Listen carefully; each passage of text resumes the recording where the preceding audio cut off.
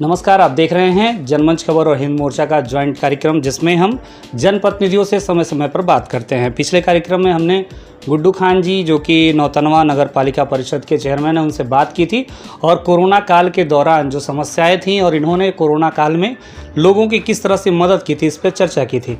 आज फिर से हम नौतनवा में हैं, तो हमने सोचा कि फिर एक कुछ नगर पालिका परिषद नौतनवा के बारे में, कुछ यहाँ के ड्रीम प्रोजेक्ट के बारे में और बॉर्डर एरिया डेवलपमेंट जो प्रोग्राम है गवर्नमेंट का, उसके बारे में जान लें। सबसे बड़ी बात यह है कि नेपाल जो हमारा सबसे पुराना और सबसे सही, एक तरह से कहा जाए सबसे मजबूत मित्र है, हमारे देश से सटा हुआ पड़ोसी मुल्क है और इससे ढेर सारे संबंध हैं हमारे आयात और निर्यात के। इससे किस तरह का ये सटा हुआ एरिया है, इससे इस एरिया को किस तरह का फ़ायदा होता है और कौन से ऐसे ड्रीम प्रोजेक्ट हैं जिससे इस क्षेत्र को बेनिफिट हो सकता है। तो सबसे पहले स्वागत है सर, आपने पिछली बार भी समय दिया और इस बार भी समय दिया हमें इस कार्यक्रम को फिर से करने का। तो सबसे पहले ये बताइए सर कि आपके नगर पालिका परिषद में कौन कौन से ऐसे प्रोजेक्ट हैं जो अभी चल रहे हैं और कौन से ऐसे ड्रीम प्रोजेक्ट हैं जो आप शुरू करने की योजना में। सबसे पहले आपको बहुत बहुत धन्यवाद कि आपने अगले बार भी जनहित के मुद्दे उठाए थे और आज भी जनहित के मुद्दे उठाने के लिए आपने हमें अवसर दिया। इसके लिए मैं आपका आभार व्यक्त करता हूं। सबसे पहले मैं बताना चाहता हूं कि नौतनवा एक तराई क्षेत्र रहा है। नौतनवा नेपाल का बॉर्डर है, चारों तरफ से सीमाएं खुली हुई हैं और हमारे रोटी बेटी के संबंध नेपाल से स्थापित है।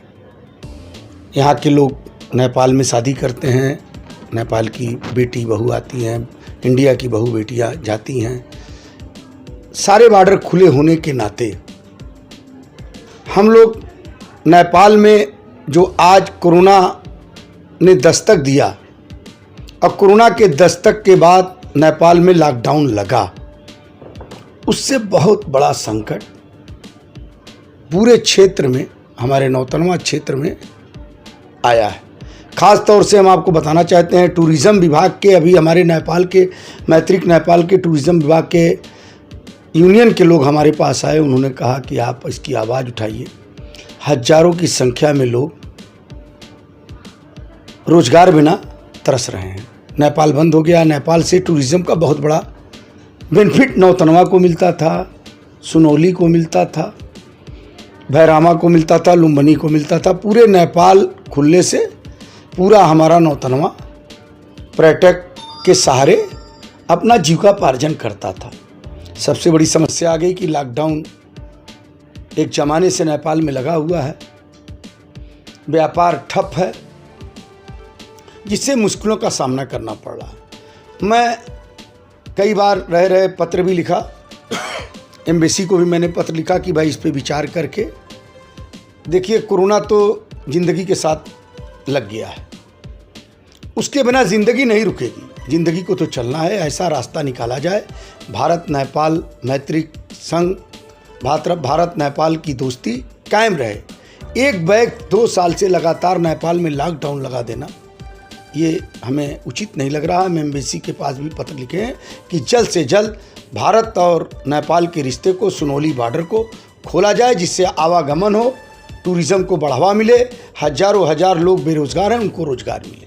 आपके इस नौतनवा क्षेत्र में कौन कौन से ऐसे प्रोजेक्ट हैं जो गवर्नमेंट की स्कीम के तहत चल रहे हैं और कौन से ऐसे प्रोजेक्ट हैं जो आप आगे फ्यूचर में जो प्लान है जिससे कि इस क्षेत्र को ढेर सारी और ऊंचाइयां मिलें और भी सारे काम।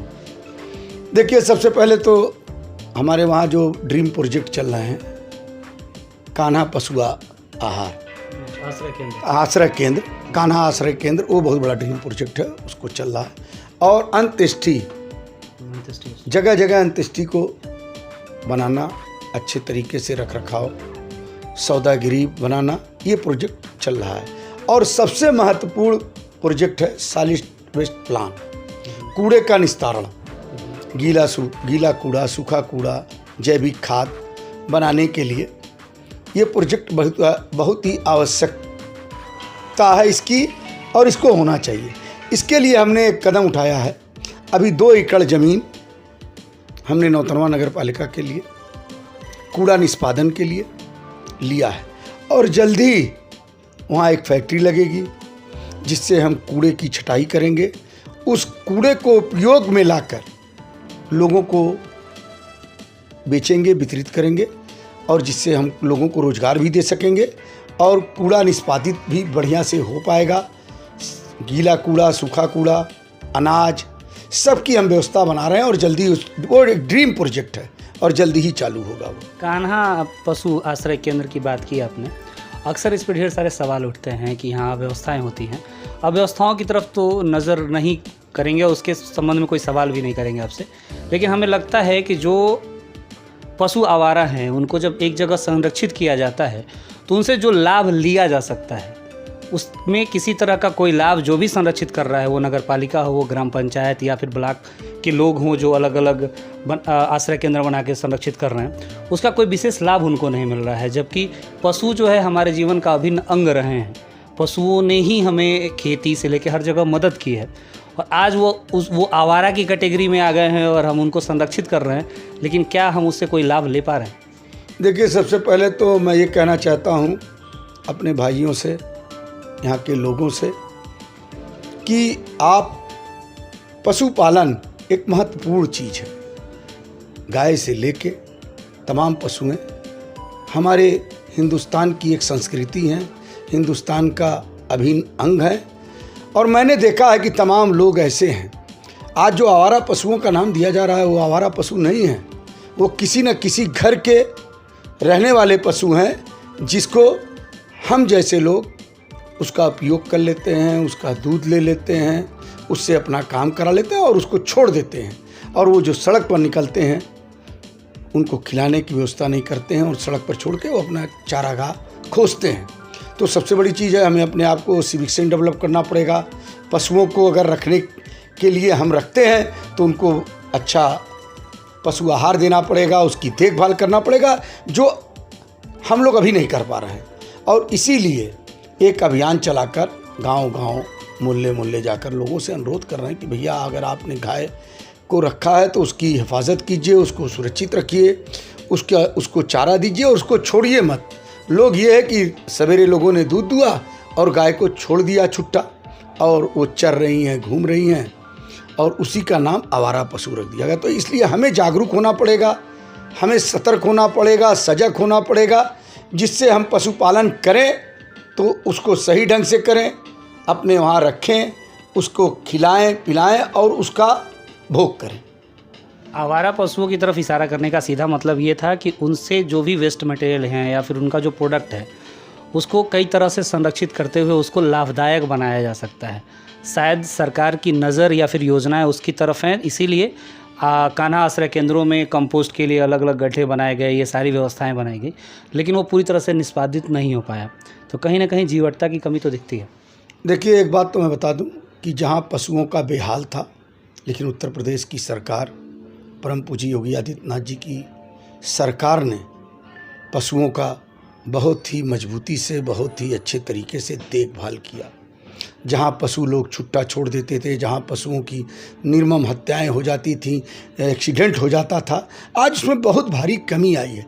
चुनौती है, चुनौती का सामना करना भी हमें है, लेकिन धीरे धीरे पशु कान्हा केंद्र बन के पशुओं की हिफाजत करके, लोगों को जागरूक करके हम पशुओं की हिफाजत कर रहे हैं और पहले के अपेक्षा में इस आज की तुलना में पशुओं में बहुत ही ज़्यादा सुधार, बहुत ही उनका रख रखाव बेहतरीन और लोगों को जागरूक करने का प्रयास किया जा रहा है। एक और आखिरी सवाल, स्वच्छ भारत मिशन का।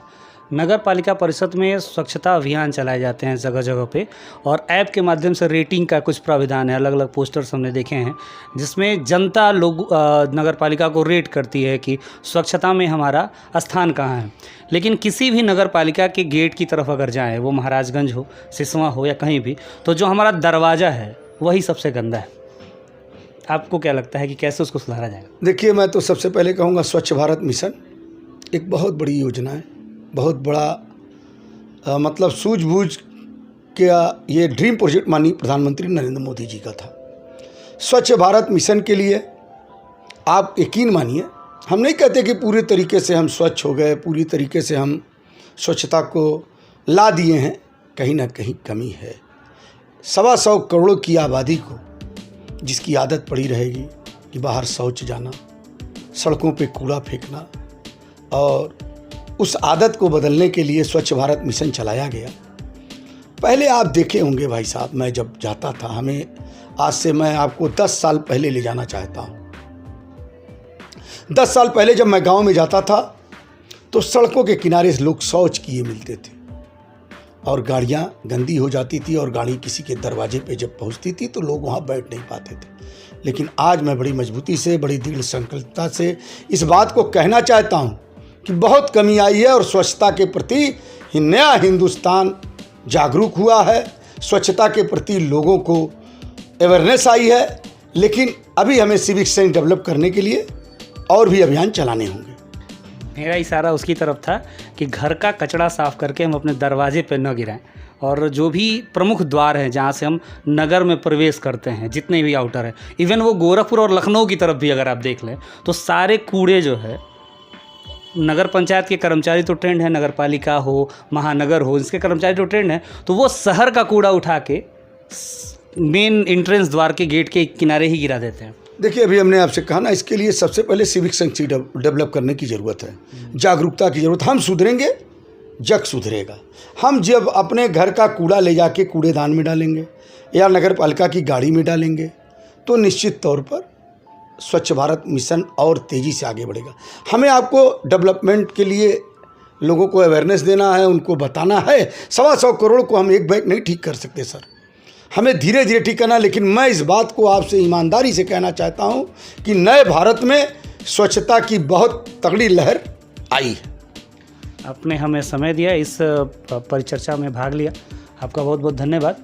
तो कैसा लगा आपको ये कार्यक्रम? और भी ढेर सारे सवाल आपके अंदर हो सकते हैं, हो सकता है नगर पालिका के 4 साल के कार्यकाल के विषय में भी आप जानकारी चाहते हो, तो इससे संबंधित जो भी सवाल होंगे तो आप वो हम तक प्रेषित करें, ताकि हम नगर पालिका नौतनवा के विकास जर्नी के बारे में भी बात कर सकें माननीय चेयरमैन साहब से, और ये जानने की कोशिश कर सकें कि 4 साल में कौन कौन से ऐसे प्रोजेक्ट हैं। और एक बार हम इनसे निवेदन करेंगे, अगली बार जब हम फिर से इनके साथ मुखातिब होंगे तो नगर पालिका में जो जो वर्क हुए हैं, जो जो काम हुए हैं, हम उनके पास चलेंगे और उसके बारे में भी चर्चा करेंगे।